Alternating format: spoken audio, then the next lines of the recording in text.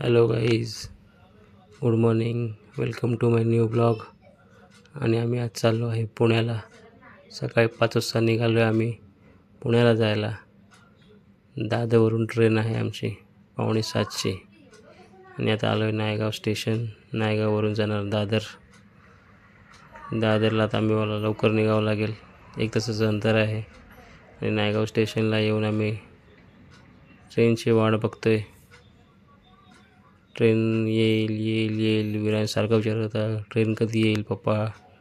वाट बघून थोड्या वेळाने ट्रेन आली. फायनली आज आमची मुंबई लोकल. आता आम्ही लोकलने जाऊ. आणि आम्ही दादरला पोचून आमची इंटरसिटी एक्सप्रेस पुण्याला जाणारी ती ट्रेन पकडली आणि चाललो आहे आता पुण्याला. पुण्याला पोचलो आम्ही 10 वाजता. 10 वाजता पोचून आता आम्हाला हॉटेलमध्ये चेक इन करून निघायचं होतं आम्हाला लवकरात लवकर जेजुरी. पर जेजुरीची ट्रेन होती पुण्यावरून आमची 12:45ची. त्या हिशोबाने आम्ही लवकर हॉटेलमध्ये पोचून चेक इन करून फ्रेश होऊन परत आम्हाला लवकर निघायचं होतं. बायकोची खूप इच्छा होती जेजुरीला जायचं आहे म्हणून त्यासाठी प्लॅन केला चांगला असा, तिला सरप्राईज. हॉटेलला चेक इन करून आता फ्रेश होऊन आम्ही लगेच परत चाललो आता जेजुरी. मेवण्याला पण घेऊन आलो होतो, त्यामुळे निदान बायको खुश झाली जरा. तिला पण सरप्राईज दिला कोण येते आमच्याबरोबर त्यासाठी.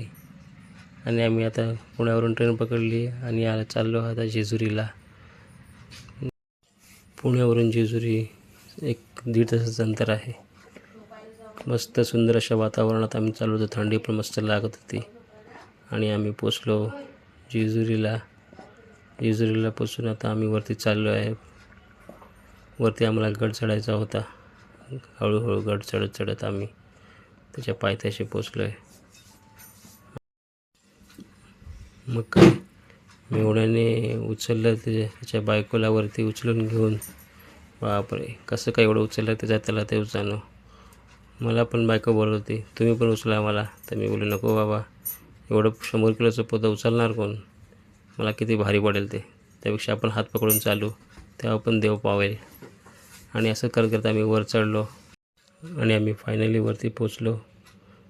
नवीन जोडपीसुद्धा आली होती देवदर्शनाला. सोन्याची जेजुरी बघून मन प्रसन्न झाले. सगळीकडे मस्त POP वाटत होतं, खूप छान वाटत होतं. सर्वात जास्त मजा तर विरांशने केली. पूर्ण पिशवी भरून जो भंडार होता तो पूर्ण उधळला होता त्याने तिकडे, एकदम होळीसारखा. त्याला तर वाटलं होळीच आहे तिकडे. पूर्ण 2 पिशव्या त्यांनी भंडारा पूर्ण उधळून टाकला वरती. तो तर म्हणत होता इथेच राहूया, आपण जायचंच नाही, इथेच राहायचं आज. आणि आम्ही जेवून आता रात्री नाईट वॉकला चाललो आहे. व्हिडिओ आवडला असेल तर लाईक करा, सबस्क्राईब करा आणि कमेंट करा.